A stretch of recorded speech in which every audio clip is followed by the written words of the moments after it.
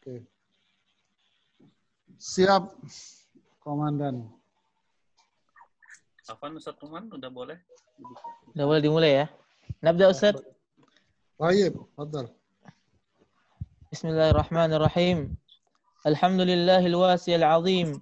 الجواد البر الرحيم خلق كل شيء فقدره وأنزل الشرع فيسره وهو الحكيم العليم بدأ الخلق وأنهاه وسير الفلك وأجراه أحمده على ما أولى وهداه وأشكره على ما وهب وأعطى وأشهد أنه لا إله إلا هو الملك العلي الأعلى الأول الذي ليس قبله شيء والآخر الذي ليس بعده شيء والظاهر الذي ليس فوقه شيء والباطن الذي ليس دونه شيء وهو بكل شيء عليم واشهد أن محمدا عبده ورسوله المصطفى على المرسلين أما بعد.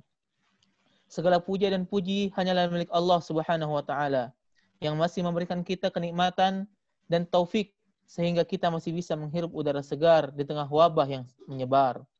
Alhamdulillah. Salah satu nikmat yang paling besar yang diberikan Allah kepada hambanya adalah nikmat taufik dalam menuntut ilmu. Karena dengannya kita bisa mengetahui peta menuju surga. Karena dengan menuntut ilmu, Allah juga menunjukkan bahwa Allah menginginkan kepada hambanya kebaikan. Sebagaimana Nabi SAW bersabda, "Man yuridillahu bihi khairan yufaqihu fid din." Barang siapa yang Allah inginkan baginya kebaikan, maka Allah akan pahamkan agamanya. Alhamdulillah, telah hadir di tengah-tengah kita Al-Ustadz Al-Fadil, Ustadz Nizar Sa'ad Jabal, yang akan membahas kitab Minhajus Salikin pada bab sifat salat halaman 77. Kepada Ustadz, waktu dan kami persilahkan. Bismillahirrahmanirrahim. Assalamualaikum warahmatullahi wabarakatuh. Waalaikumsalam. Alhamdulillah, hamdan tayyiban mubarakan fi. Salatu wassalamu ala Rasulillah wa ba'd.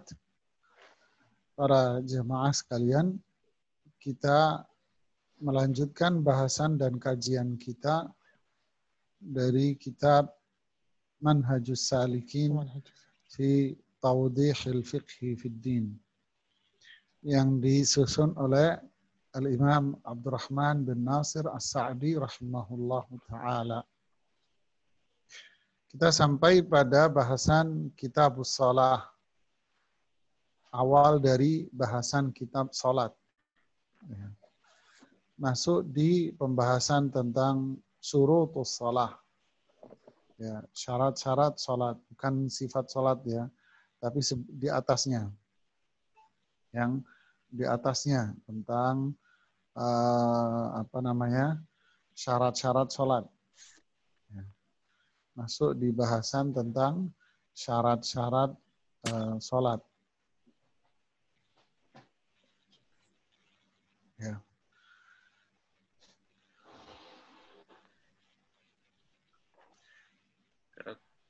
Halaman 65 apa Ustaz? Ya, benar.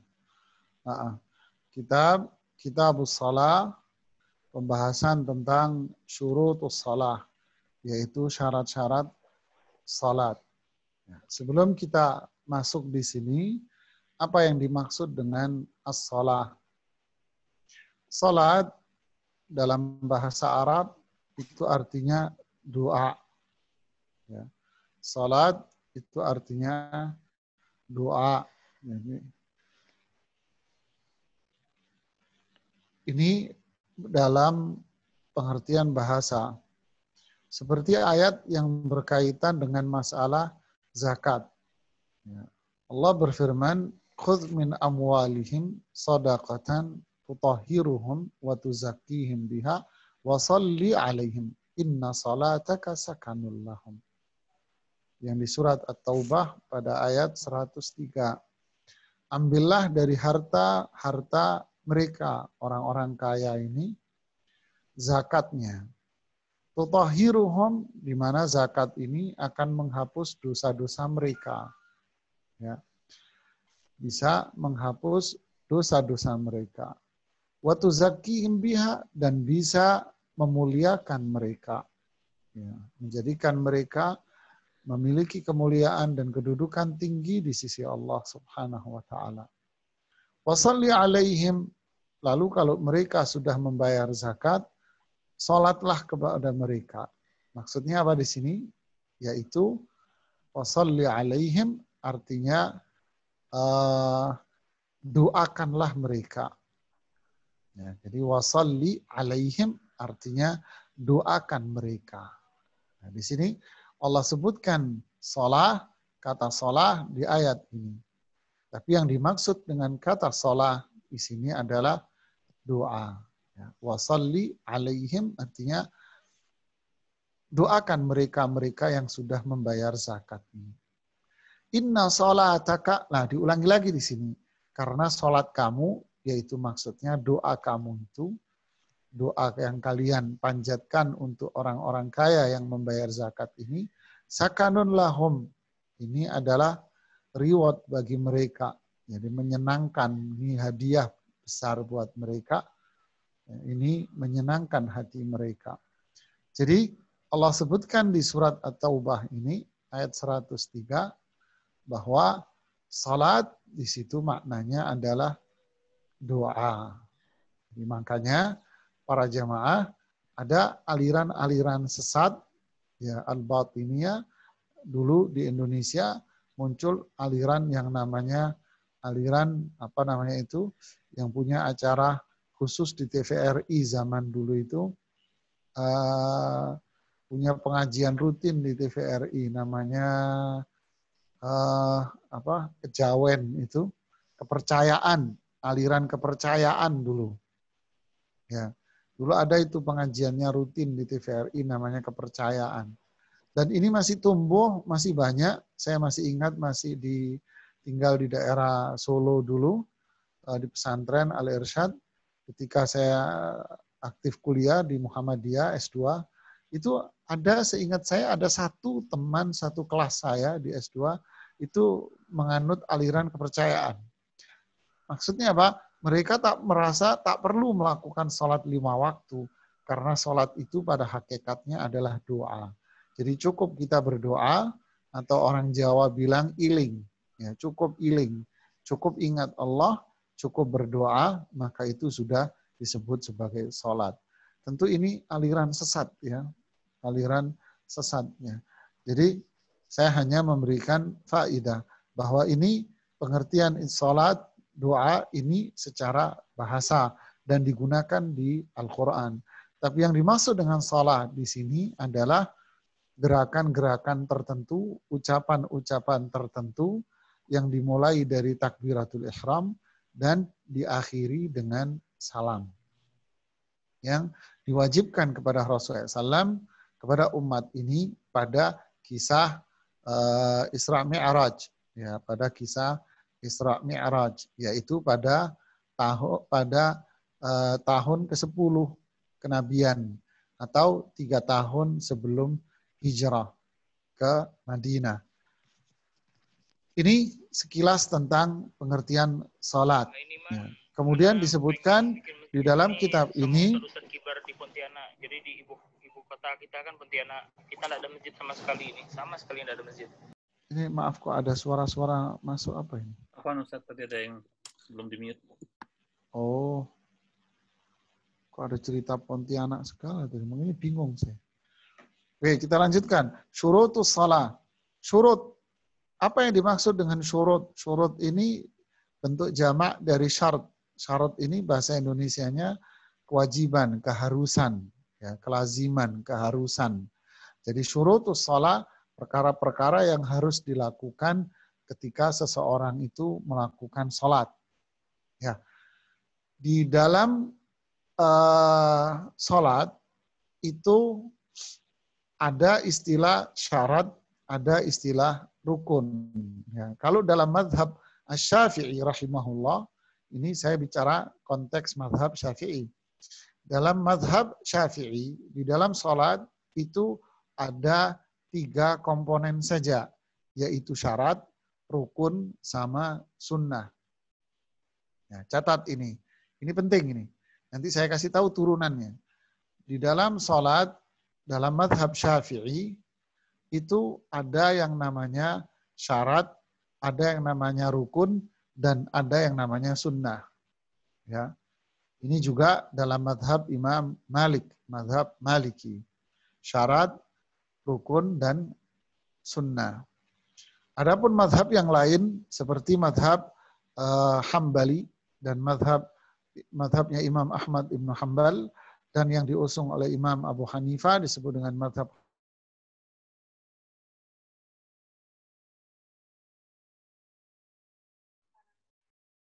Apaan Ustaz? Berhenti.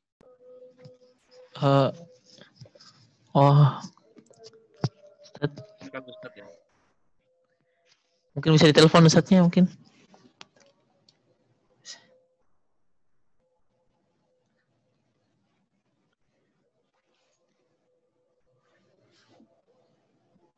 Awan, sementara coba nanti saya hubungin Ustaznya.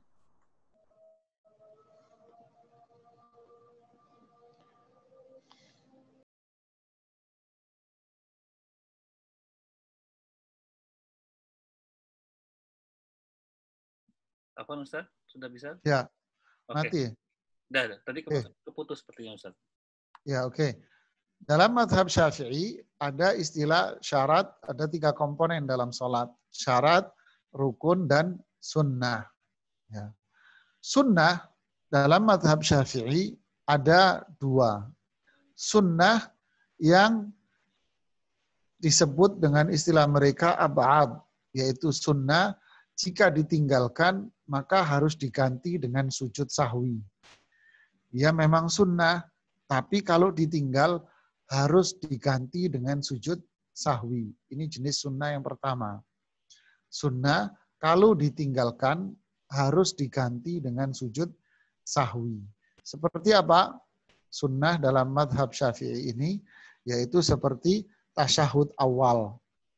Ya, dalam madhab Syafi'i mereka kenal dengan sebutan sunnah yang kalau ditinggalkan harus diganti dengan sujud sahwi. Ya.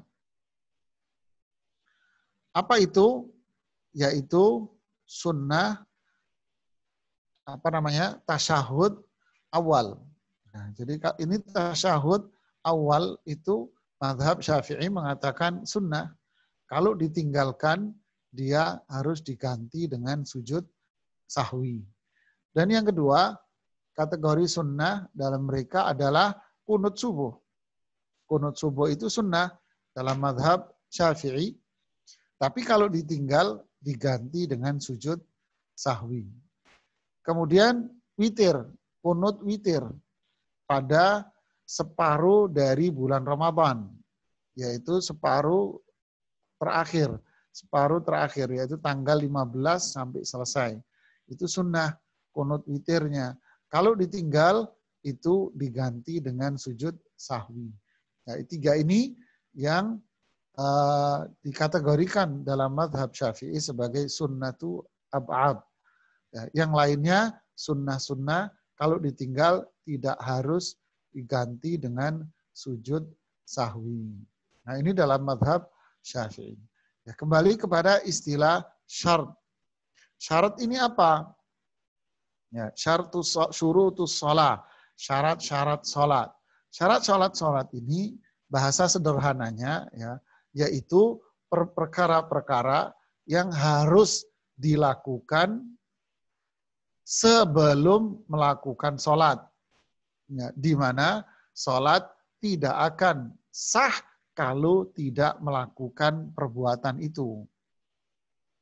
Jadi perbuatan-perbuatan yang harus dilakukan sebelum seseorang melakukan salat. Harus. Kalau tidak, nggak sah. Padahal perbuatan-perbuatan itu dalam satu sisi dia berdiri sendiri, tapi dia berkaitan erat dengan keabsahan dari salat itu. Berbeda dengan rukun. Kalau rukun itu bagian yang tak akan bisa terpisah dari inti salat. Jadi rukun itu gampangannya adalah inti dari gerakan-gerakan dari sholat itu sendiri. Intinya yang ada di dalam sholatnya. Sedangkan syarat sebelum melakukan sholat, dia harus melakukan itu. Ya, harus melakukan itu. Kalau enggak sah sholatnya. Tapi perbuatan-perbuatan itu dia berdiri sendiri. Ya, dia berdiri sendiri. Nanti saya akan contohkan. Itu yang membedakan antara syarat. Ya, kalau bahasa ilmu usulnya, ma yalzam min adamihil adam wala yalzam min wujudihi wujudun wala adam. Sesuatu yang jika ia tidak ada, yang menjadikan perbuatan itu tak ada.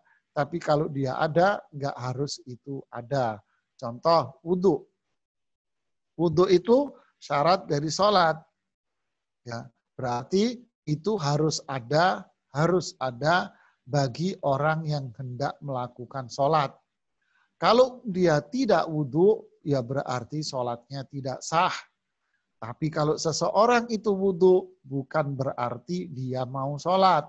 Enggak semua orang wudhu itu mau sholat. Enggak kan? Mau ngapain? Wudhu, mau sholat. Ya enggak harus. Ya.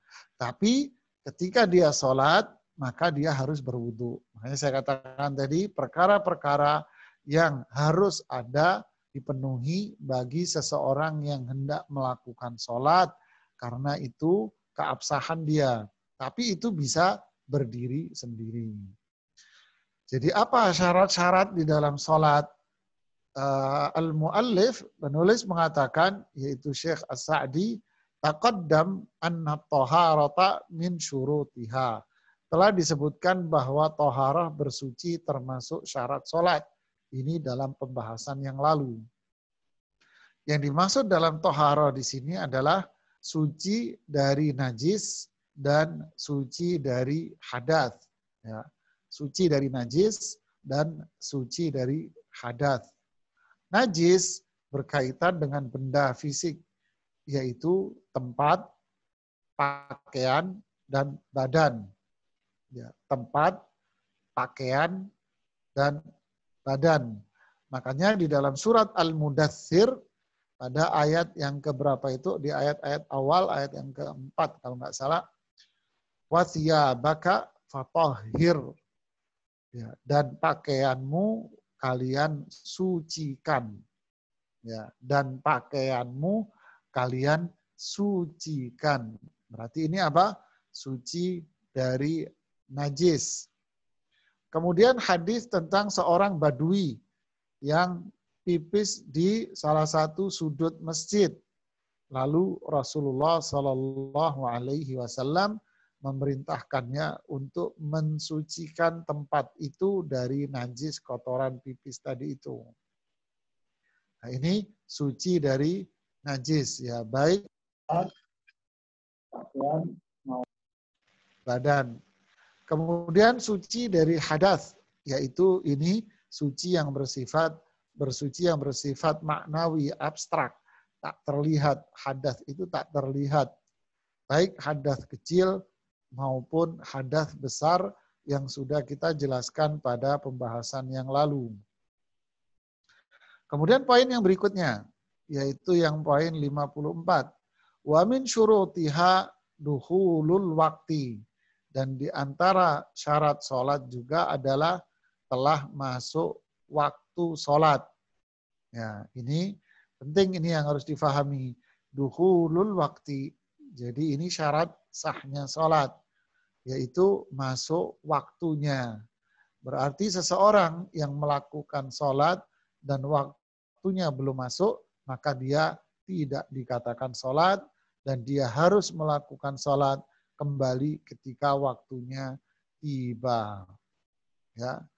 Dukhulul waqti di sini akan selalu dibahas oleh para ulama bagaimana cara mengetahui waktu itu masuk atau belum. Nah, makanya banyak hadis-hadis Bukhari, Muslim, dan yang lainnya dalam kitab-kitab sunan, kitab-kitab hadis dijelaskan oleh Rasulullah Sallallahu Alaihi Wasallam waktu-waktu pelaksanaan sholat. Ya. Dan sholat-sholat ini memiliki waktu yang sudah Disebutkan oleh Allah di dalam Al-Quran yang kita hafal, inna salata kanat 'alal mu'minina kitaban mauquta, bahwa salat ini kewajiban yang waktunya sudah ditentukan. Jadi tidak boleh seseorang melakukan salat dengan waktu yang dia sukai sendiri, terserah dia, tidak boleh. Waktunya sudah ditentukan dan Rasulullah SAW sudah menentukan waktu-waktu itu. Dari mana Rasulullah SAW menentukan waktunya? Rasulullah SAW menentukan waktu itu diajari oleh malaikat Jibril pada poin yang 55. Ya, itu ceritanya hadis panjang ya, cuma dipenggal oleh Al-Imam As-Sa'di. Ya, di dalam kitab ini dikatakan dalil asal dari permasalahan yaitu waktu sholat adalah hadis malaikat Jibril yang mengimami Nabi. Jadi malaikat Jibril alaihissalam datang kepada Rasulullah SAW selama 2 hari. Ya, dalam 2 hari itu beliau datang persis di waktu-waktu sholat. Nah, disitulah malaikat Jibril mengajarkan awal waktu sholat. Hari pertama, malaikat Jibril mengajarkan awal waktu sholat. Awal waktu sholat zuhur, awal waktu sholat asar, maghrib, isya, dan subuh. Hari kedua, malaikat Jibril mengajarkan akhir dari waktu sholat, yaitu akhir waktu sholat zuhur, akhir waktu sholat asar, maghrib, isya, dan subuh. Akhir-akhirnya diajarkan.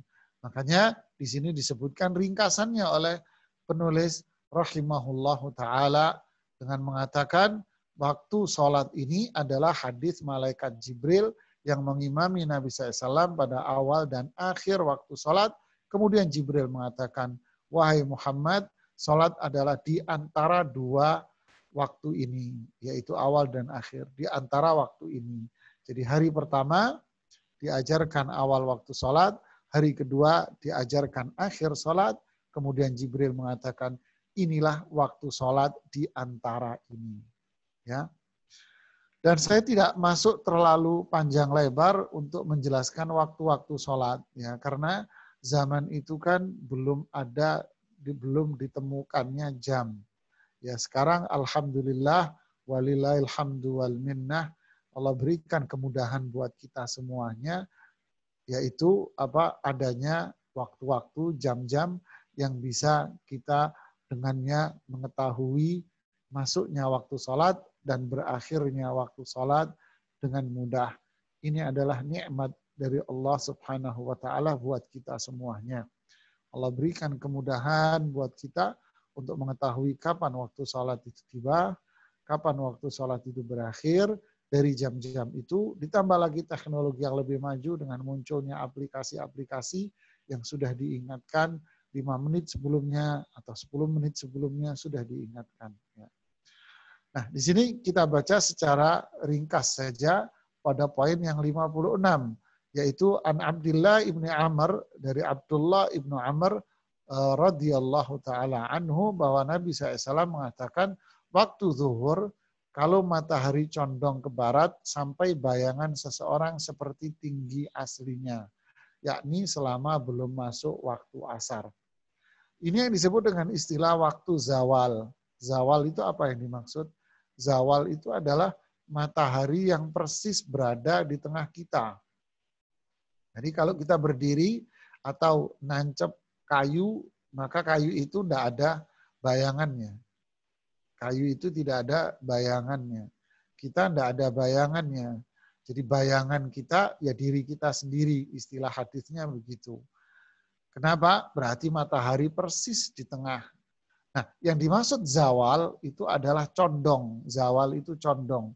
Jadi condong dari posisi matahari yang persis di atas kita. Jadi ketika zawal, ketika dia condong, maka kita ada bayangannya sedikit. Ya, mulai muncul bayangan kita sedikit, saat itulah saat itulah masuk waktu zuhur. Lalu kalau kita berdiri, kemudian bayangan kita itu sama dengan diri kita sendiri. Bayangan kita ini sama dengan diri kita, berarti itu waktu zuhur berakhir akan masuk waktu asar. Jadi waktu asar adalah apa? Sejak bayangan seseorang seperti tinggi aslinya selama matahari belum menguning. Nah, kan? Jadi dulu kalau bagi masyarakat sekarang berat ya karena belum terbiasa. Ya, alhamdulillah itu tadi Allah kasih kita nikmat dan kemudahan. Jadi waktu maghrib kapan? Sejak matahari tenggelam selama warna merah di langit belum hilang. Repot juga ya kalau di kota besar kayak Jakarta dan kota-kota besar yang lain ya. Kalau zaman dulu atau orang di desa yang belum ada bangunan-bangunan tinggi dan masih banyak tanah-tanah kosong di mana-mana, ini masih bisa mudah untuk terlihat ya. Jadi batas maghrib ini sejak matahari tenggelam sampai batas warna merahnya hilang. Berarti isya kapan? Ya sejak merahnya hilang sampai sebelum fajar. Berarti fajarnya ya sejak fajar sampai matahari terbit. Begitulah yang dijelaskan oleh Rasulullah SAW dalam beberapa hadis yang di sini disebutkan satu hadis riwayat Imam Muslim. Ya, kita masuk langsung di pembahasan yang berikutnya ya. Saya tidak langsung tidak membahas masalah waktu-waktu sholat ini secara mendalam. Ya. Yang berikutnya menarik ini untuk kita ketahui, ya kita perlu berilmu tentang masalah ini. Imam As-Sa'di mengatakan, wa yudraku waktu sholati, ya mana di atasnya lagi di poin 5.7. Ya, wa yudraku waktu shalah bi idraki rakaatin. Ya. Waktu sholat bagi orang yang terlambat ini tentunya jadi bisa dia peroleh dengan dia melakukan 1 rakaat saja. Maksudnya gimana? Umpama nih si fulan karena satu kesibukan, umpamanya dia di sholat zuhur, adzan lewat sampai baru dia ingat, ya Allah saya belum sholat, umpamanya nih ya. Lalu dia sholat, waktunya udah mepet ini. Sholat dia. Dapat 1 rakaat, dia sudah berdiri masuk di rakaat yang kedua. Ya, dia masuk pada rakaat yang kedua. Ketika dia masuk rakaat yang kedua, adzan adzan asar. Padahal dia masih di rakaat yang kedua, tapi sudah adzan asar. Pertanyaannya jamaah, apakah sholat zuhurnya sah? Nah, ya, apakah sholat zuhurnya sah? Ya. Apakah dia sholat zuhurnya sah? Contoh, perempuan suci dari haid di akhir waktu zuhur. Di akhir waktu zuhur. Di mana dia memungkinkan untuk sholat walaupun hanya 1 rakaat. Ya, walaupun hanya 1 rakaat. Apakah dia punya kewajiban untuk melakukan sholat zuhur? Nah, ini yang dimaksud dalam kalimat ini oleh Imam As-Sa'di. Waktu sholat bisa didapatkan kalau mendapatkan 1 rakaat. Nah, jadi saya ambil contoh tadi yang pertama. Si fulan sholat. Masuk pada rakaat kedua, adzan asar. Ya, sholat zuhur dia. Masuk rakaat kedua, dia adzan adzan asar. Apakah dia sholat zuhurnya sah? Jawabannya iya sah. Kenapa? Karena dia masih melakukan 1 rakaat. Nah, itu tadi. Ya, waktu sholat bisa didapatkan kalau mendapatkan 1 rakaat. Nah, jadi tetap sah sholatnya. Terus gimana dilanjutin? Ya lanjutin. Tetap lanjutin. Rakaat kedua, 3, 4 lanjutin. Nggak apa-apa. Tapi sekarang, dia sholat. Kemudian di waktu dia sujud pada rakaat pertama, adzan asar. Apakah sholat dia zuhurnya sah? Jawabannya tidak. Karena dia belum mendapatkan 1 rakaat. Ya, belum mendapatkan 1 rakaat. Ya. Begitu juga seorang wanita yang haid. Kemudian dia suci di akhir waktu zuhur. Lalu dia mandi, kemudian dia sholat, baru dapat rakaat kedua, adzan asar, maka sholatnya sah dilanjutkan. Atau kebalikannya jamaah. Dia ini haid, kemudian dia suci dari haid itu. Padahal dia berada di akhir waktu sholat zuhur. Artinya kalau dia mandi dan sholat, masih memungkinkan bagi dia untuk melakukan sholat walaupun baru dapat 1 rakaat. Tapi dia masa bodoh, pura-pura, dan tar malah sampai masuk waktu asar, di asar baru dia mandi untuk sholat asar. Maka jawabannya dia harus mengqadha sholat zuhur dan asar dan dia berdosa karena melalaikan sholat zuhur. Kenapa demikian? Karena waktu zuhur masih ada dan memungkinkan bagi dia untuk melakukan sholat zuhur walaupun 1 rakaat. Ya, ini yang dimaksud oleh penulis. Begitu pula sholat-sholat yang lain. Apa dalilnya? Dalilnya yang disebutkan oleh penulis yaitu riwayat Imam Bukhari dan Muslim. Ya, ini hadis riwayat Imam Bukhari dan Muslim. Ya. Panjangnya man adraka minas subhi raka'atan. Kalau di sini saya baca dulu di sini. Barang siapa mendapatkan 1 rakaat sholat, maka dia telah mendapatkan sholat itu. Ya. Panjangnya hadis ini, man adraka minas subhi raka'atan qabla an tatlu'a asy-syamsu. Siapa yang mendapati 1 rakaat saja dari sholat subuh sebelum matahari itu terbit, faqad adraka subha, maka dia telah mendapati sholat subuh. Wa man adraka raka'atan minal asri, siapa yang mendapati 1 rakaat dari sholat asar, qabla an taghruba syams, sebelum matahari terbenam, maka dia mendapatkan sholat asar itu. Ya. Jadi ini riwayat yang lain.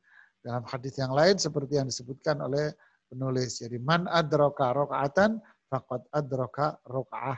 Siapa yang mendapati 1 rakaat saja berarti dia sholatnya sah dan dia silahkan melanjutkan sholatnya.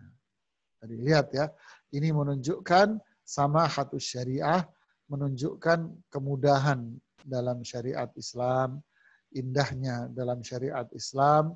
Ini orang ya bisa jadi dia salah, ya mengakhirkan sholat itu kan tidak boleh.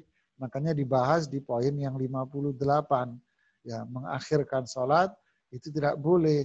Tapi kalau toh dia melakukan sholat di akhir waktunya, inilah hukum yang ada di dalam syariat itu. Subhanallah ya. Ini orang memang salah mengakhirkan. Atau memang dia mengakhirkannya karena uzur yang diperbolehkan. Anggap dia mengakhirkannya karena kesalahan dia. Karena kealpaan, kelalaian. Bukan berarti dia terus divonis salah. Tidak. Tetapi syariat Islam masih memberikan kesempatan bagi dia untuk melakukan sholat. Dan sholatnya secara hukum tetap dianggap sah. Walaupun kategorinya dia lalai. Ya. Kita lanjutkan jamaah pada poin yang 58. Ya, di 58. Yaitu wala yahillu ta'khiruha. Ya. Tidak boleh, tidak halal mengakhirkan sholat. Ya. Di poin yang 58. Ya. Tidak boleh atau haram hukumnya mengakhirkan sholat. Ya. Au ta'khiru ba'dhiha an waqtiha li'udhrin aw ghairihi. Ya. Salat mengakhirkan sebagian dari waktunya. Jadi tidak boleh mengakhirkan salat, artinya haram hukumnya. Atau mengakhirkan sebagian dari salat itu dari waktunya. Baik karena uzur maupun tanpa uzur. Illa idza akhkharaha liyajma'aha ma'a ghairiha. Kecuali dia mengakhirkan untuk menjamak. Nah, ini yang di poin 59. Oke, kita masuk di poin yang 58 dulu. Tidak boleh mengakhirkan sholat ya, atau sebagiannya. Jadi haram hukumnya yang dimaksud di sini. Jadi haram hukumnya mengakhirkan sholat. Ya, makanya ketika Rasulullah SAW ditanya oleh para sahabat, ya Rasulullah, ayyul amali afdal, amalan apa yang paling mulia? Rasulullah SAW menjawab apa? As-salatu ala waqtiha, yaitu salat tepat pada waktunya. Makanya di ayat disebutkan inna salata kanat 'alal mu'minina kitaban mawquta. Salat itu waktunya ditentukan. Jadi ketika seseorang melakukan salat tepat pada waktunya, berarti dia melakukan kemuliaan. Sehingga Rasulullah SAW menjawab, inilah amalan yang paling mulia. Dan juga para ulama tafsir ketika menafsirkan ayat alladzina hum ala salatihim daimun. Alladzina hum ala salatihim yuhafizun. Ya. Di dua surat itu disebutkan, di surat Al-Mu'minun dan disebutkan pula di surat Ma'arij pada beberapa ayat tentang ciri-ciri orang beriman, yaitu apa? Di mana mereka itu menjaga sholatnya, mereka itu konsisten di dalam sholatnya. Apa yang dimaksud dengan menjaga sholatnya? Yaitu menjaga waktu dari sholat itu sendiri. Jadi memperhatikan waktu dari sholat itu sendiri. Jadi benar-benar dijaga awal-awal waktunya. Makanya dipuji, inilah sifat orang-orang beriman. Ya, orang-orang yang dicintai oleh Allah Subhanahu wa ta'ala. Lawannya adalah orang-orang munafik. Di mana Rasulullah SAW mengatakan, tilka salatul munafik, tilka salatul munafik, tilka salatul munafik, itu adalah salatnya orang-orang munafik. Itu adalah salatnya orang-orang munafik. Apa itu? Yajlisu yarkubu syams. Mereka hanya duduk-duduk santai saja, duduk-duduk santai, ngobrol-ngobrol, hanya mengamati matahari, hatta idza gharabati syams, ketika matahari itu hendak terbenam, maka dia buru-buru mengerjakan sholat. Ya. Jadi disebutkan ini adalah ciri-ciri orang-orang munafik. Makanya Allah katakan di surat An-Nisa, idza qamu ilas salati qamu kusala. Mereka malas mengerjakan sholatnya. Kemudian di dalam surat Al-Ma'un juga Allah menyebutkan wailun lil musallin alladzina hum an salatihim sahun. Celakalah, binasalah orang-orang yang sholat. Kenapa?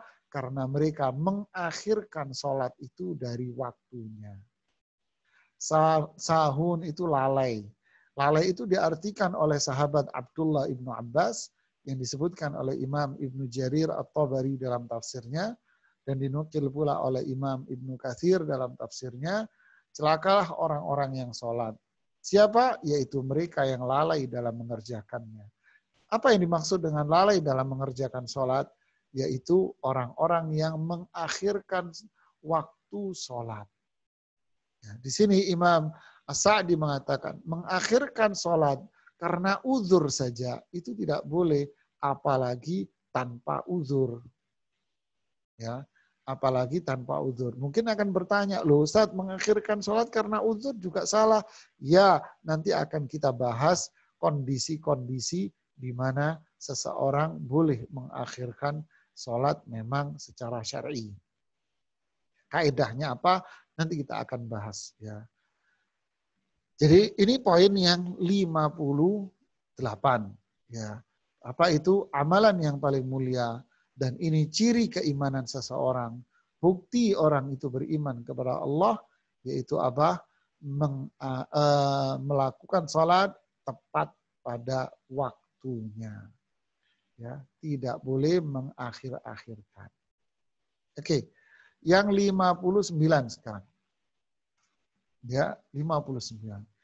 Illa idza akharaha liyajma'aha ma'a ghairiha. Jadi dia boleh mengakhirkan sholat jika dia ingin menjamak sholat itu dengan yang lainnya. Contoh, dia mau sholat zuhur sama asar, maka dia boleh melakukan sholat zuhur di waktu asar.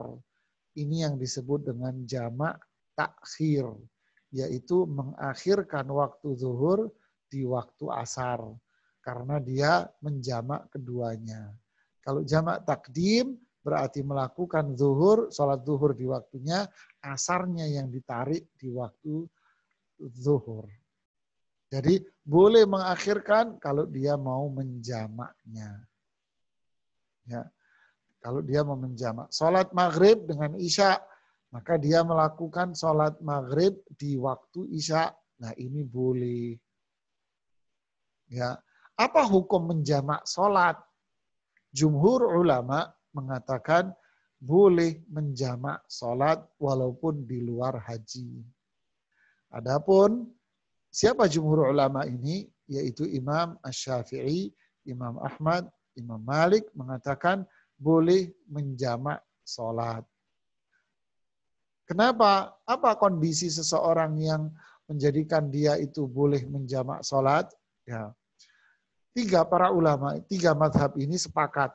Ya, tiga madhab ini sepakat. Ya, kalau 4 madhab sepakat, yaitu boleh menjamak sholat di waktu seseorang berada di Arafah, yaitu menjamak sholat zuhur dengan asar di waktu zuhur, yaitu pada saat awal mula wukuf di Arafah, melakukan sholat zuhur dijamak dengan asar di waktu zuhur. Kemudian setelah itu harus apa? Harus ifadah. Ifadah itu meninggalkan Arafah menuju Muzdalifah. Lalu melakukan sholat maghrib dan isya di Muzdalifah, bukan di Arafah. Jadi banyak jamaah haji salah melakukan maghrib dan isya di Arafah. Tanggung sono bejubel, nunggu maghrib dulu deh. Akhirnya nunggu maghrib, kemudian sholat maghrib dan isya di Arafah. Ini salah besar. Ini menyelisihi sunnah Rasulullah SAW. Yang benar apa? Sebelum matahari terbenam, kita harus meninggalkan Arafah, lalu sholat maghrib dan isya'nya di Muzdalifah. Berarti melakukan sholat maghrib di waktu isya. Gitu kan? Ini sepakat para ulama.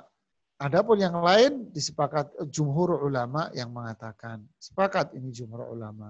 Boleh menjamak sholat dan mengakhirkan sholat yang pertama di waktu sholat yang kedua. Karena apa? Satu, karena safar. Sebagaimana yang disebutkan di sini. Fa'innahu yajuzu li'udhrin. Maka hal itu diperbolehkan, yaitu mengakhirkan sholat karena jamak. Apa sebab-sebab seseorang diperbolehkan menjamak? Tadi yang pertama itu haji. Ya, di Arafah dan Muzdalifah. Kemudian yang kedua, yaitu kalau yang pertama ini sepakat ulama madhab semua. Yang kedua, ini hanya 3 madhab saja, yaitu jumhur ulama. Yang ketiga adalah dibolehkan karena uzur seperti safar. Ya. Yang kedua karena mator, hujan. Dan yang ketiga karena marad, sakit. Ya, karena sakit. Ya. Kemudian au nahwiha atau yang lainnya. Ini dalam madhab Hambali saja. Dalam madhab Imam Ahmad Ibnu Hambal saja. Karena penulis Abdurrahman bin Nasir As-Sa'di adalah bermadhab Hambali.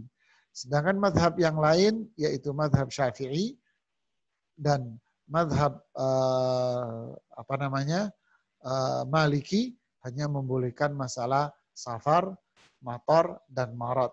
Bahkan dibolehkan menjamak sholat karena sakit, itu disebutkan oleh sebagian dari madhab Asy-Syafi'i rahimahullahu ta'ala. Jadi, apa rinciannya jamaah? Nah, dibolehkan seseorang menjamak sholat karena safar. Contoh, ini seperti yang disebutkan dalam hadis riwayat Imam Bukhari Muslim. Ya. Ini disebutkan dalam hadis riwayat Imam Bukhari Muslim Abu Hurairah bahwa Rasulullah SAW ketika safar sebelum zuhur, safarnya sebelum zuhur, maka akharat zuhra ila waqtil asri. Beliau melakukan sholat zuhur di waktu asar. Jelas ya? Tapi kalau beliau itu safarnya setelah zuhur, maka beliau sholat zuhra. Beliau melakukan sholat zuhur dahulu, kemudian beliau melakukan sholat asar. Ya, jadi kalau berangkatnya sebelum zuhur, ya beliau sholat zuhurnya dijamak dengan asar di waktu asar. Tapi kalau berangkatnya habis zuhur, beliau melakukannya di rumahnya, yaitu sholat zuhur itu dengan asarnya. Begitu jamaah yang dijadikan dalil oleh para ulama boleh menjamak, apalagi mengakhirkan waktu sholat pertama di waktu sholat yang kedua.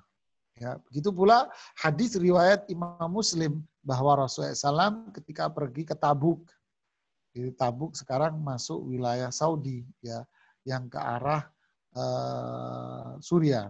Jadi dari Madinah ke arah Suriah. Rasulullah SAW pernah pergi ke Tabuk dan beliau menjamak sholat zuhur dengan asar dan beliau menjamak maghrib dengan isya karena safar. Ya, ini bolehkan. Kemudian yang kedua karena mator. Mator ini hujan. Dalilnya apa? Dalilnya adalah hadis Bukhari bahwa Rasulullah SAW menjamak sholat maghrib dengan isya fi lailatin matirah, bahwa beliau menjamak sholat maghrib dan isya di saat malam itu turun hujan. Ya, di saat apa? Di saat hujan. Ya, ini jelas bahwa Rasulullah SAW menjamak itu semua di saat hujan jamaah. Ya. Kemudian yang terakhir ini yang menarik nih, yaitu karena apa? Al-marad, karena sakit. Ya, karena sakit. Ya. Karena sakit ini kalau mazhab Syafi'i, mazhab Imam Syafi'i dan mazhab Imam Malik, mereka berdalil dengan hadis Abdullah ibnu Abbas yang ada dalam riwayat Imam Muslim. Ya, hadis Abdullah ibnu Abbas yang ada dalam riwayat Imam Muslim bahwa Rasulullah Shallallahu Alaihi Wasallam menjamak sholat zuhur dan asar dan beliau pun menjamak maghrib dengan isya di Madinah fi ghairi khaufin wala matar, tanpa rasa takut dan tanpa adanya hujan. Ini hadis ini bahaya. Kalau tidak difahami dengan baik, ini akan berbahaya. Karena bunyinya, redaksinya Rasulullah SAW menjamak sholat zuhur dan asar, menjamak maghrib dan isya, nggak ada apa-apa. Hujan nggak ada, takut pun tidak ada. Bahkan di riwayat yang lain disebutkan tidak ada sakit pula. Lalu Abdullah ibnu Abbas ditanya, loh maksudnya apa ini? Rasulullah SAW menjamak sholat kok kesannya nggak ada apa-apa. Nah, jawaban Ibnu Abbas inilah yang menjadi maksud dari hadis ini. Ma arada ila dzalik, apa yang dimaksud dengan itu? Beliau menjawab, arada alla yuhrija ummatahu. Beliau tidak mau menyulitkan umatnya. Berarti alasan apa Rasulullah SAW menjamak sholat-sholat ini? Alasannya, sebabnya adalah al-haraj. Apa itu? Masyaqqah, sulit, susah, repot. Ya, ini alasannya. Nah, kondisi orang sakit itu kondisi orang yang susah, sulit. Berarti dia boleh menjamak sholat. Karena apa? Karena dia dalam kondisi susah di mana menyulitkan bagi dia untuk sholat tepat waktu. Ya, untuk sholat tepat waktu. Repot dia sholat tepat waktu karena faktor penyakit yang dia derita. Ya, maka dia boleh menjamak. Atau sulit bagi dia karena faktor bard, dingin yang luar biasa, menyengat. Apalagi dijelaskan oleh para ulama dalam mazhab Hambali, Syekh Utsaimin juga menjelaskan di situ, apalagi dinginnya diiringi dengan angin dan diiringi dengan hujan, kata beliau, maka ini sulit bagi seseorang untuk sholat di waktu-waktunya karena dingin yang menyengat. Jadi boleh dia melakukan jamak karena faktor itu. Dan dikembangkan pula oleh para ulama ya berdasarkan hadis, ini menarik ini bagi perempuan. Ya, berdasarkan hadis Hamnah bintu Jahsh. Hadis Hamnah bintu Jahsh. Ini faktor haraj. Perhatikan hadis ini ibu-ibu. Ya, saya bacakan redaksi hadis ini. Hadis Hamnah bintu Jahsh. Ya, hadis Hamnah bintu Jahsh berkaitan dengan menstruasi ini. Maaf, berkaitan dengan istihadah yang kita jelaskan waktu itu. Fa in qawiti ala an tuakhiri adh-dhuhra wa tu'ajjilil 'asra thumma taghtasilina hina tathurin wa tusalli adh-dhuhra wal 'asra jami'an thumma tuakhirina al-maghrib wa tu'ajjilina al-isya thumma taghtasilina wa tajma'ina baina as-salataini faf'ali. Jika kamu mampu, ini perhatikan nih, jika kamu mampu untuk mengakhirkan zuhur, perhatikan. Jika kamu mampu untuk mengakhirkan zuhur dan mempercepat asar. Lalu kamu mandi, kemudian kamu suci, kemudian kamu sholat zuhur dan asar bersamaan. Kemudian kamu mengakhirkan maghrib dan mempercepat sholat isya, kemudian kamu mandi dan kamu menjamak antara dua sholat itu. Berarti menjamaknya karena apa? Karena Hamnah bintu Jahsh saat-saat itu adalah istihadah, artinya keluar darah terus, tapi bukan darah haid, bukan darah menstruasi, darah penyakit istilah kita. Kalau sholat setiap waktu haraj, masyakkah, berat, luar biasa bagi dia. Maka Rasulullah SAW memberikan solusi. Kalau begitu, kamu jamak saja maghrib sama isya kalau itu berat. Ya, kalau itu berat maghrib sama isya. Caranya apa? Ya kamu bersih-bersih di waktu isya, mandi, kamu bersih-bersih, lalu kamu lakukan sekaligus antara sholat maghrib dengan sholat isya. Ini kan zaman dulu belum ada teknologi bersih-bersih bagi perempuan yang seperti sekarang. Kalau sekarang haraj masyakkah mungkin sepertinya sudah tidak ada lagi. Ya, kalau zaman dulu seperti disebutkan, seperti yang kita jelaskan waktu itu kan sampai Zainab bintu Jahsh itu kalau sampai istihadahnya kan sampai apa ketika sholat, mohon maaf bagian bawahnya itu dikasih tempat untuk menghalangi menstruasinya biar nggak jatuh ke masjid. Ya, sampai seperti itu. Kalau zaman sekarang kan alhamdulillah semuanya Allah berikan kemudahan buat kita, adanya pembalut dan sebagainya. Sehingga kalaupun dia istihadah keluar darah terus, maka dia tetap bisa melakukan sholat. Karena dia ashabul a'dzar. Ya, terus bagaimana dia tetap berwudu, cukup dia mohon maaf cebok, ya, cukup dia cebok dan dia kemudian berwudu, kemudian dia sholat kembali dengan menggunakan pembalutnya. Kalau zaman dulu tidak ada pembalut sehingga darah itu netes-netes kemana-mana. Ya, jadi berat sekali. Makanya kamu mandi dan sholat sudah, kamu jamak saja. Gitu ya. Zaman dulu begitu. Sekarang al-haraj, masyakkahnya hilang, berarti nggak boleh. Makanya hadis ini tidak boleh dimaknai berarti orang bebas untuk menjamak sholat ya. Kenapa? Karena Rasulullah SAW menjamak sholat tanpa hujan, tanpa takut. Ini berbahaya. Ya, karena penjelasan dari sahabat Abdullah ibnu Abbas itu sebagai penengah yang jelas atau pemahaman yang bagus terhadap makna hadis ini. Maksudnya adalah boleh menjamak sholat ketika dia benar-benar dalam kondisi yang sulit sekali dan tak mampu dia untuk melakukan sholat di waktunya. Ya, tak mampu melakukan sholat di waktunya. Contoh, kalau zaman sekarang mungkin yang contoh di benak saya adalah seorang dokter. Ya, seorang dokter harus melakukan operasi dalam waktu yang panjang. Dia operasi umpama jam 11 dia operasi. Persiapan dari jam 9 dan sebagainya sampai dia operasi mulai start. Operasi besar umpama. Operasi kanker rahim umpama. Operasi pengangkatan rahim umpamanya. Na'udzubillah, nas'alullah al-afwa wal-afiyah. Semoga Allah berikan kepada kita keselamatan, kesehatan, dan ampunan dari semua dosa kita. Kita berlindung kepada Allah dari penyakit-penyakit yang berbahaya seperti ini.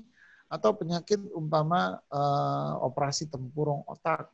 Operasi yang berbahaya itu operasi tulang. Ya, ini kan operasi berat-berat yang membutuhkan waktu yang panjang sekali. Ya. Mama operasinya dia jam 10, jam 11 ya operasi. Sampai waktu asar. Di mana dokter tidak boleh. Dia harus mendengar dulu, ini waktu zuhur saya mau sholat dulu, mati ini orang. Operasi jantung umpama. Jadi dia harus terus melakukan operasi itu sampai waktu asar tiba. Bahkan bisa jadi sampai waktu maghrib. Zuhur lewat, asar lewat, maghrib lewat, isya baru selesai. Sebab teman-teman dokter yang di RSCM sering nanya ke saya dalam kasus seperti ini, yaitu ketika saya ngisi di bagian kandungan, di RSCM bagian kandungan. Itu bisa jadi operasi dari pagi sampai malam ketika operasi pengangkatan kanker rahim gitu. Nah, mereka ini uzur, ya masyaqqah, haraj, itu yang disebutkan dalam hadis Abdullah ibnu Abbas tadi, menjamak sholat tanpa nggak ada hujan, nggak ada takut, kan gitu, sakit kagak. Tapi ini dalam kondisi yang haraj ya, sangat menyulitkan sekali bagi dia. Maka boleh bagi orang-orang seperti dokter-dokter ini ya melakukan jamak sholat. Begitu pula dalam kondisi sekarang, dokter-dokter yang menggunakan APD sampai dengan level 5, APD level di atas 5, APD level 6, 7 ya. Di mana tidak boleh dia melepas APD ini. Ya, berat sekali. Kalau dia bisa sholat dalam kondisi menggunakan APD, ya silahkan dia sholat dengan memakai APD yang ada. Tapi kalau sangat memberatkan, maka silahkan dia menjamak ketika APD-nya itu sudah dilepas jamaah. Subhanallah, ternyata ada kaidah dan aturannya yang ada di dalam syariat Islam. Islam ini mudah bagi siapa? Bagi mereka yang belajar Quran, belajar hadis, belajar kaidah-kaidahnya seperti yang dijelaskan oleh para ulama kita. Ya, sudah lewat 1 jam ini jamaah ya. Bagaimana nih hostnya? Sebaiknya masuk apa ini? Poin yang 60 apa itu? Coba ditampilkan dulu yang poin 60 biar saya ingat. Yang 60 apa? Wal afdalu taqdimus shalah fi awwali waqtiha. Nah, ini pelaksanaan salat di awal waktu ya. Ini sudah dijelaskan tadi kan di nomor 60. Yang paling utama adalah mendahulukan sholat di awal waktu. Itu yang sudah kita jelaskan tadi.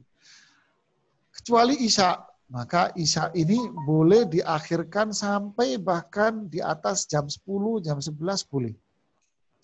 Kenapa? Karena pernah dilakukan oleh Rasulullah SAW dalam hadis riwayat Imam Muslim dari Abdullah bin Umar. Bahwa mereka, para sahabat, nunggu-nunggu Rasulullah SAW di awal isya, beliau nggak keluar sampai lewat 1/3 malam pertama, yaitu lewat jam 10 bagi Rasul. Lalu Rasulullah SAW keluar. Dan beliau mengatakan, saya tahu kalian menunggu saya untuk melakukan salat, dan saya tidak melihat orang yang lebih sabar dalam melakukan ketaatan melebihi kalian. Ini adalah waktu untuk melakukan salat Isya yang paling tepat, kalau saya tidak takut memberatkan diri kalian. Ya, ini afdal. Tentu kembali kalau laki-laki kembali kepada jamaah di masjid, ya, kembali kepada jamaah di masjid. Ya, jangan sampai ini dijadikan dalil alasan untuk meninggalkan sholat berjamaah di masjid. Ya, tidak bisa. Kalau laki-laki kembali kepada kesepakatan jamaah yang ada di masjid. Tapi kalau bagi wanita, nah, memiliki keleluasaan untuk melakukan sholat Isya di waktu yang afdal bagi Isya, yaitu di sepertiga malam yang pertama, jam 9, jam 10, itu afdal. Tentu dengan catatan pula bagi perempuan, kalau dia yakin nggak ketiduran. Tapi kalau dia takut ketiduran, ya jangan. Kemudian waktu yang kedua yang boleh diakhirkan adalah sholat zuhur. Tapi dalam kondisi tertentu, yaitu di saat panas yang menyengat. Tapi alhamdulillah di negeri kita tidak ada kondisi panas yang menyengat seperti ini, ya, masih seger-seger saja. Ini di negara-negara tertentu, kalau di Saudi musim panas bisa sampai 50 derajat, ya, bisa panas 50 derajat, bahkan bisa sampai 55, bahkan teman-teman yang di sana pernah mengatakan sampai berangka 60 derajat, itu pun hanya satu hari saja. Tapi sisanya pernah 55, 50 sih hampir setiap hari kalau musim panas 55, 50 derajat. Nah ini diakhirkan sampai agak mendingan dikit lah. Seperti hadis yang disampaikan di sini. Jadi kalau panas menyengat, maka teduhkan sholat zuhur sampai dingin. Boleh diakhirkan nunggu dingin. Tapi alhamdulillah di masyarakat kita, di Indonesia ya khususnya, belum ada kondisi, semoga tidak ada kondisi panas yang seperti itu. Ya, ini yang bisa saya sampaikan dalam kajian kita di malam hari ini. Nanti kita akan lanjutkan pada poin yang 61 tentang mengqadha sholat. Ya.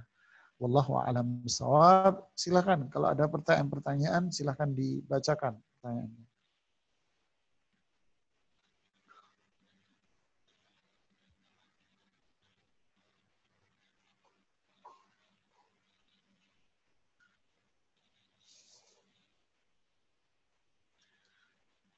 Oh, suaranya hilang. Karena nggak kedengaran suaranya. Udah jelas, Ustaz? Ya, baru itu kelihatan suaranya. Ada yang mau bertanya, jamaah?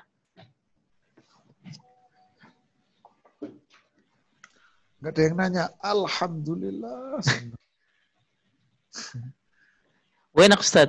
Anta di Jakarta wala wen? Ana di Jakarta. Di Jakarta wa fi baiti wa fi ghurfati. Masya Allah. Bismillah. Assalamualaikum Pak Ustadz. Ada pertanyaan titipan. Waalaikumsalam warahmatullahi wabarakatuh. Ya silakan. Assalamualaikum. Silakan dibacain. Ustadz, mau tanya, apakah sholat jamak pada saat hujan itu masih berlaku dalam kondisi seperti sekarang? Karena sekarang walaupun hujan, alhamdulillah kita berada di tempat yang aman. Jazakallahu khair. Ya. Alhamdulillah, bismillah, alhamdulillah, salatu wassalamu ala rasulillahi wa ba'd. Ya, para ulama yang membolehkan sholat karena hujan, memang hadisnya sharih, jelas ya, bahwa Rasulullah SAW menjamak sholat maghrib dan isya fi lailatin matirah, di malam-malam yang hujan, malam hujan. Ini riwayat Imam Bukhari. Ya, malam yang hujan. Ya. Hadisnya sahih. Tapi para ulama menjelaskan ini dengan menggabungkan hadis Abdullah ibnu Abbas, riwayat Imam Muslim tadi itu, bahwa Rasulullah SAW menjamak sholat zuhur asar, kemudian maghrib isya tanpa tidak ada dalam kondisi takut maupun sakit. Ya, dimaknai oleh para ulama yang lain hujan. Ya, walaupun akhirnya muncul riwayat pula dalam Sahih Muslim tanpa ada hujan. Lalu korelasinya dengan apa? Dengan ucapan Abdullah ibnu Abbas sendiri, yaitu ketika dalam kondisi masyaqqah. Nah, dari sinilah dijelaskan oleh para ulama, kondisi masyaqqah seperti apa? yang menjadikan seseorang itu boleh menjamak sholat dalam konteks hujan. Ya, tentu ketika apa? Hujannya lebat, kata Syekh Utsaimin, hujannya lebat, kalau kita keluar rumah langsung basah tuh baju. Ya, kalau pakai payung pun payungnya tidak bisa, tetap kita basah. Ya, payungnya basah. Kita pakai payung, ya kena karena anginnya kita tetap basah. Yang kedua, banjir. Ada banjir di depan rumah, kita tidak bisa. Yang ketiga, becek daerahnya, wahal kata beliau. Ya, becek. Kemudian yang keempat, yuqas alai, dianalogkan dengan kondisi apa? Salju. Ya, hujan salju yang begitu dahsyat. Oleh karena itu, jika ini menyulitkan, tapi kalau kondisinya tidak ada menyulitkan sama sekali, yaitu hujannya gerimis. Atau hujannya biasa-biasa aja, di mana zaman sekarang kita dengan mudah kok menggunakan payung atau jas hujan. Mungkin jas hujan ribet, payung deh. Kita dengan mudah, dengan leluasa menggunakan jas hujan, sehingga apa yang disampaikan oleh Ibnu Abbas tadi itu tidak terjadi, yaitu apa? Haraj dan kondisi sulit, susah. Nggak ada susahnya kok. Pakai payung, saya nggak basah baju saya. Apalagi yang kedua, rumahnya juga dekat. Nah, sudah selesai.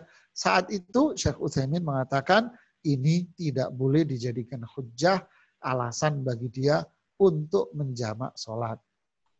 Apalagi alasan bagi dia untuk sholat di rumah nggak berjamaah. Ini bukan dalam kondisi pandemi ya, kondisi normal. Nah, Rasulullah SAW pun mengatakan ketika hujan, sallu fi rihalikum, sholatlah kalian di rumah kalian. Kapan? Ketika masyakkah, sulit kita untuk ke masjid karena hujannya lebat. Kalaupun kita menggunakan payung tetap basah, kemudian banjir di luar, kemudian becek, ya. Tapi kalau kita bisa pakai payung, nggak ada masalah, ya nggak ada harat sama sekali, ya tidak bisa dijadikan dalil. Ya, ini penjelasan para ulama berkaitan dengan udzur hujan itu. Ya. Wallahu a'lam bishawab. Ustaz, jazakallah khair. Anda bacain Ustaz ya. Ustaz, semoga selalu dalam lindungan Allah. Izin bertanya, jika seorang ibu di waktu maghrib pertengahan dia mendapati dirinya masih haid. Kemudian setelah Isya, saat di toilet terlihat mulai tidak ada bekas haid. Kebiasaannya terkadang haid itu tampak sudah selesai tetapi ternyata keluar lagi sedikit, flek. Lalu bagaimana dengan maghrib dan Isyanya? Apakah kedua harus diqadha dan dijamak? Ya, bismillah, alhamdulillah, salatu wassalamu ala rasulullah wa ba'd. Dari pertanyaan itu terlihat bahwa di saat waktu maghrib, ibu ini masih menstruasi, masih haid. Ya, masih flek dan sebagainya.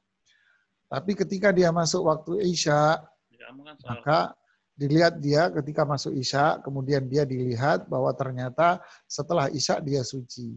Ya, setelah Isya dia suci. Kemudian tentu dia mandi. Kemudian yang dijadikan masalah oleh para ulama di sini adalah apakah dia harus melakukan sholat maghrib dan isya karena itu berada dalam satu waktu, atau cukup dia melakukan sholat isya saja. Wal ulama fihi khilaf. Para ulama di sini berbeda pendapat. Ya, dua pendapat mengatakan, pertama, dia harus melakukan maghrib dan isya karena itu dalam satu waktu. Pendapat yang kedua mengatakan tidak, karena waktu maghrib jelas dan waktu isya itu jelas. Batas awal maghrib dari kapan, batas isya sampai kapan. Batas isya juga dari kapan sampai kapan. Sedangkan batas dia maghrib, mulai dan akhir maghrib dia sudah masih haid. Masih haid. Batas awal dan batas akhir maghrib masih haid. Ketika masuk isya, dia suci. Berarti dia hanya melakukan sholat isya saja. Dan ini pendapat yang rajih dan kuat. Wallahu a'lam bishawab. Jadi ibu ini hanya melakukan sholat isya saja. Wallahu a'lam bishawab. Jazakallah khairan. Mungkin ada pertanyaan lain? Langsung bertanya, yang ingin langsung bertanya?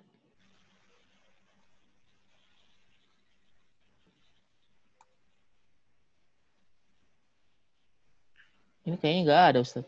Alhamdulillah, senang. Itu Ustaz, ada ini. Afwan, Ustaz. Ada lagi, Ustaz. Ini.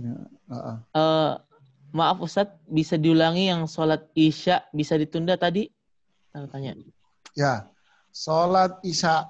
Ya, sebentar. Saya sebutkan hadisnya. Jadi, pada aslinya, hukum aslinya, sholat dilakukan tepat pada waktunya. Ya, hafidhu ala sholawat, seperti yang di Al-Baqarah, ya, 238. Kemudian di beberapa ayat yang disebutkan alladzina hum ala salatihim yuhafidhun, yaitu orang beriman adalah orang yang menjaga salat, menjaga waktunya, menjaga tata caranya. Nah, ini tepat waktu. Kemudian hadis, ya Rasulullah, amalan apa yang paling afdal? Kemudian beliau menjawab, yaitu salat tepat pada waktunya. Ini yang al-asal. Tapi ada dua kondisi salat yang boleh diakhirkan. Bahkan disebutkan afdal dalam kondisi tertentu. Yaitu apa? Salat Isya. Ya. Salat Isya boleh diakhirkan. Hadisnya adalah disebutkan oleh Abu Barzah al-Aslami. Dan di situ dikatakan bahwa kana la yubali bi ta'khiril isya ila nisfil lail, bahwa Rasulullah SAW mengakhirkan salat Isya itu bahkan sampai separuh malam. Jadi separuh malam jam 11-an, berarti di bawah jam 12. Ya.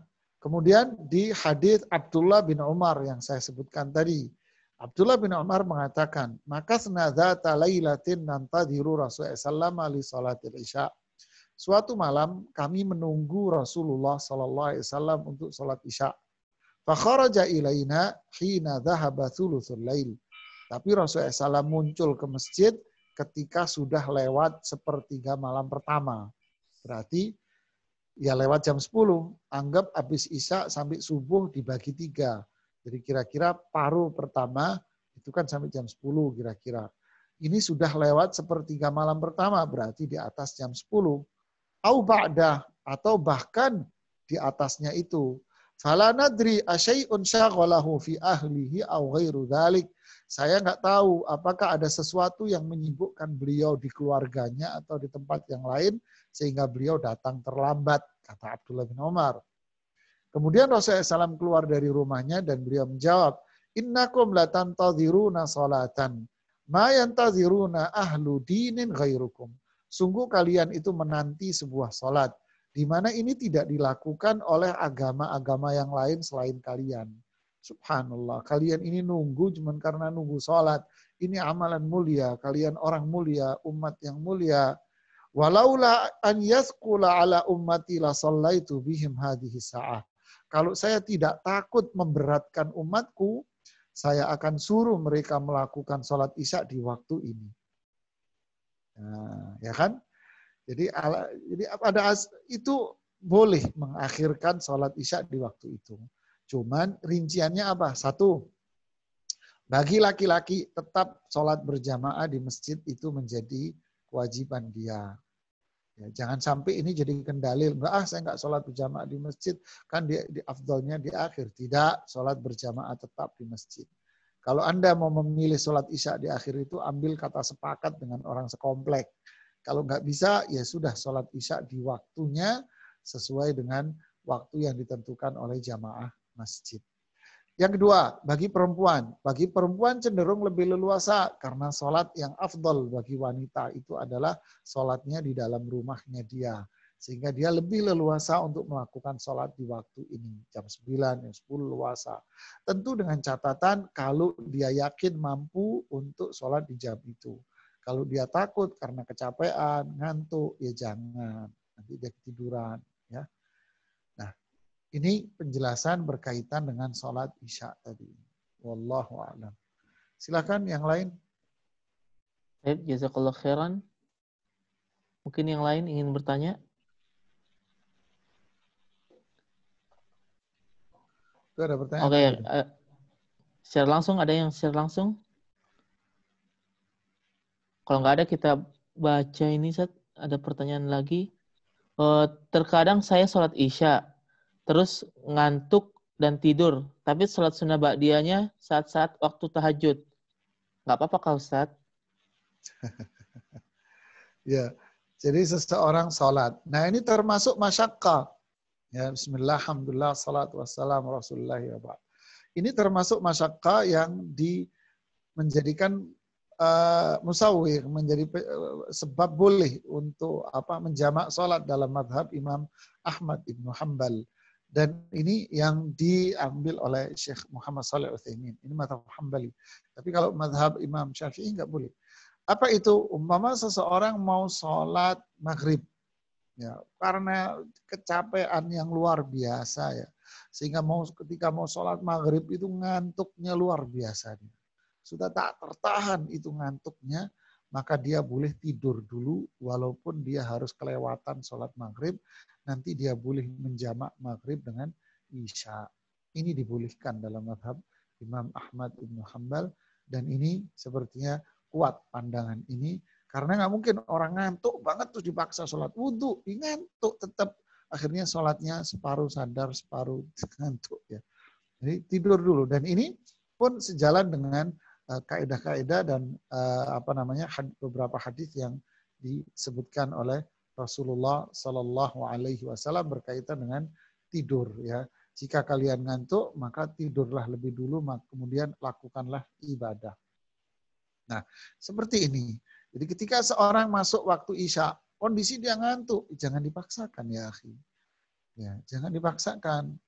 Tapi Anda boleh tidur aja dulu sebentar, kemudian Anda terbangun di jam 10 mungkin atau jam 11 Anda terbangun, kemudian Anda melakukan sholat isya di situ dengan sholat sunnahnya. Kalau Anda sholat isya, kemudian sholat sunnahnya nggak kuat ngantuk, ya berarti logikanya sholat isyanya Anda dalam kondisi ngantuk itu. Buktinya habis salam langsung ngantuk Anda. Maka lebih baik Anda istirahat sejenak, rebahan, tiduran, kemudian Anda bangun dan melakukan sholat isya. Maka ini lebih aman dan lebih selamat untuk sholat isya kita daripada sholat isya kita berantakan gara-gara kita ngantuk yang luar biasa yang tak tertahan. Wallahu a'lam bishawab. Baik Ustaz, jazakallah khairan atas jawabannya. Kemudian pertanyaan selanjutnya, Pak Ustadz, kalau kita sedang dalam perjalanan jauh, kita sholat di pesawat, apakah setelah sampai tujuan harus sholat ulang? Ya. Barakallahu fiik. Alhamdulillah, salatu wassalamu ala rasulullah wa ba'd. Kita dalam perjalanan jauh, sama jalan sebelum maghrib. Kita jalan di waktu asar, penerbangan habis asar, atau penerbangan sebelum zuhur. Itu ya. Penerbangan ya, yang paling enak umpama penerbangan sebelum asar. Oke, terbang. Ya. Penerbangan sebelum zuhur umpama. Ya. Penerbangan sebelum zuhur. Sampai kita masuk di tempat tujuan waktu maghrib. Kita sudah kelewat sholat, di atas sholat zuhur dan asar. Ya. Atau mungkin nyampainya di waktu asar. Ya, nyampe kita di waktu asar. Penerbangan asar atau nyampe di waktu isya. Sedangkan kita sholat zuhurnya di pesawat dan sholat maghribnya di pesawat. Apakah ketika kita sampai di tujuan kita harus sholat kembali? Jawabannya tidaklah. Ya, tidak diperintahkan demikian. Ya, Rasulullah Sallallahu Alaihi Wasallam di hadis Muslim tadi, beliau pergi ke Tabuk, kemudian beliau menjamak sholat zuhur dan asar. Tapi ketika sampai beliau tidak melakukan sholat kembali, sedangkan beliau saat itu dalam perjalanan safar. Ya. Saat itu beliau dalam perjalanan safar. Dan memang itu adalah safar yang memang para ulama, jumhur ulama, kebanyakan para ulama mengatakan itu adalah sebab seseorang boleh bagi dia untuk menjamak sholat. Ya, jadi ketika dia di atas, dia boleh menjamak sholat zuhur dengan asar. Atau dia yakin ini sampainya di waktu asar, maka dia boleh untuk sholat zuhur dan asar ketika sampai tiba di tempat tujuan di bandaranya umpamanya. Ya, andai pun dia sholat di atas pesawat, kemudian dia sampai di tujuan, maka dia tidak perlu mengulang lagi. Ya, ya, tidak boleh, tak perlu dia mengulang itu. Ya, wallahu a'lam. Baik, Silakan. Ustaz. Jazakallah khairan. Ada yang mau bertanya langsung? Baik. Kita bacakan aja pertanyaannya, Ustaz. Assalamualaikum. Ustadz, apakah boleh menjamak sholat asar dengan sholat Jumat? Sholat asar dengan sholat, kebalik, Jumat dengan asar. Asar, mungkin Ya. itu kebalik nih. Ya. Ya, bismillah, alhamdulillah, salatu wassalamu ala rasulillahi wa ba'd. Apakah boleh menjamak Jumat dengan sholat asar? Ada khilafun bainal ulama. Ini khilaf yang panjang di antara para ulama. Dewan Fatwa sudah membahas permasalahan ini panjang lebar, ya, sudah membahas dan mendiskusikan dengan semua anggota Dewan Fatwa tentang permasalahan menjamak sholat Jumat dengan sholat asar. Kesimpulannya, ya, hasil kesimpulan dan itu akhirnya menjadi fatwa resmi dari Dewan Fatwa bahwa boleh menjamak sholat,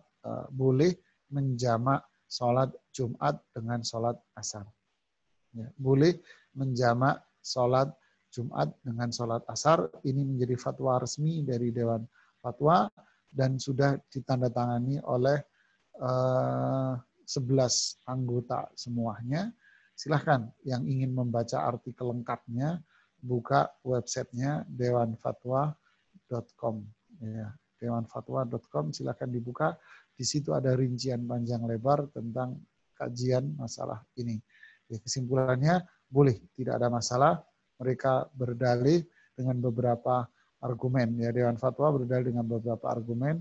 Di antaranya yang simpelnya adalah ketika zuhur dengan asar itu boleh dijamak, maka seyukianya Jumat dengan asar juga boleh. Dan ada beberapa riwayat dan atar-atar riwayat-riwayat yang mendukung tentang permasalahan ini. Ya.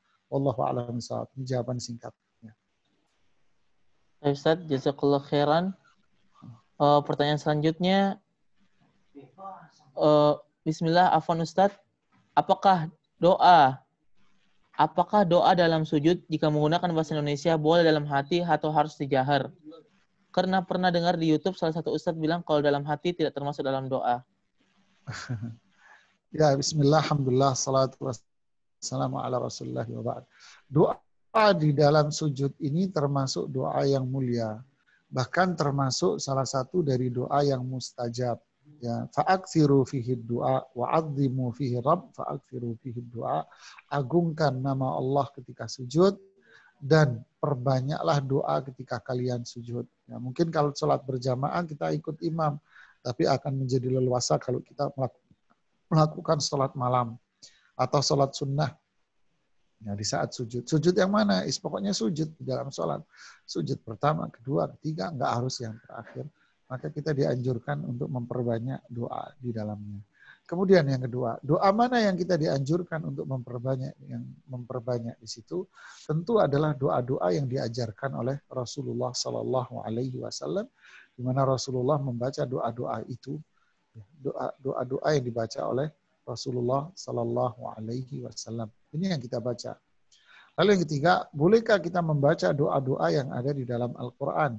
Ini masalah khilaf di kalangan para ulama, tapi ar-rajih yang kuat menurut saya dan dikuatkan pula oleh Syekh Ibn Baz rahimahullahu taala, beliau mengatakan boleh membaca doa-doa yang ada di dalam Al-Quran seperti Rabbana atina fid dunya hasanah dan seterusnya, Rabbana hablana min azwajina dan seterusnya, kemudian Rabbana la tuzigh qulubana dan yang lain sebagainya, doa-doa yang ada dalam Al-Quran boleh. Kenapa? Karena kita bukan membaca Al-Quran, tapi kita berdoa. Niat kita berdoa. Ini yang paling afdal. Kalau kita mau baca bahasa Indonesia, pada aslinya membaca doa di dalam sujud dengan bahasa Indonesia itu pada aslinya tidak diperbolehkan oleh para ulama. Pada aslinya tidak diperbolehkan oleh para ulama. Ya. Karena apa? Karena pada aslinya kita disuruh membaca doa-doa yang diajarkan oleh Rasulullah SAW, doa-doa yang ada dalam Al-Quran. Minimalnya kita boleh membaca doa dengan menggunakan bahasa Arab. Ya. Andai kata dia orang yang baru masuk Islam, ya, dia tak paham doa-doa yang ada dalam Quran dan nggak tahu doa-doa Nabi, maka boleh dia membaca doa dalam bahasa Indonesia sekalipun, walaupun diucapkan karena memang dalam kondisi dia tidak paham apa-apa. Tapi kalau kita yang sudah Islam dari orok, masa baca Rabbana atina fid dunya hasanah saja nggak hafal. Rabbana la tuzigh qulubana ba'da idh hadaitana, seterusnya nggak hafal. Ya musabbital qulub, sabbit qulubana ala dinik. Masa nggak hafal? Ya. Ya Hayyu ya Qayyum, apa birahmatika astaghits. Nggak hafal, saat repot. Oke, ya musabbital qulub, sabbit qulubana ala dinik. Allahumma inni as'alukal afwa wal afiyah. Masa gini nggak hafal? Hafalin. Jadi ini bukan uzur bagi kita. Saya akhirnya menjadi punya prasangka buruk. Akhirnya apa? Ini cuman alasan malas aja ngapalin. Ya, malas ngapalin doa-doa dari Rasulullah Sallallahu Alaihi Wasallam. Hafalinlah barang 2 hadis, 2 doa, 3 doa dari Rasulullah Sallallahu Alaihi Wasallam. Ya, wallahu a'lam. Mungkin pertanyaan yang terakhir ya, udah jam 9 ya. Oh, baik Ustaz. Pertanyaan terakhir, ada yang langsung mau bertanya? Silahkan, Bapak-bapak, Ibu-ibu. Sepertinya tadi pertanyaan terakhir, Ustaz. Ya. Enggak ada lagi pertanyaan. Alhamdulillah, ini yang bisa kita sampaikan pada kesempatan kali ini. Semoga bermanfaat buat saya dan kita semuanya. Mohon maaf jika ada kekurangan yang ada pada diri saya. Kita tutup dengan doa kafaratul majlis. Subhanakallah. Asyhadu an la ilaha illa anta. Astaghfiruka wa atubu ilaik. Assalamualaikum warahmatullahi wabarakatuh. Waalaikumsalam warahmatullahi wabarakatuh. Jazakallahu khairan Ustaz. Wa iyyakum.